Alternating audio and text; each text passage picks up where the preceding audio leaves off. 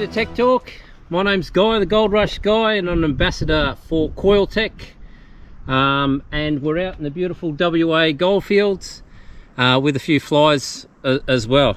One of the things I just wanted to take you through is the correct way of actually wrapping your coil around your shaft on your GOLDHAWK, which is very important. It's not like toilet paper, there's no under and over. There is actually a right way. So you always put, you can see here, you always put it over first.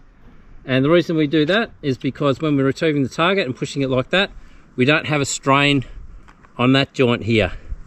The rest of it's pretty much trying to keep it tight to the shaft. For example, here we've got a loop in the centerpiece here, which is probably away from where you're most likely going to catch it on the things such as branches down here. So that's how you do it. You always go over the top because put it underneath, that puts stress on that.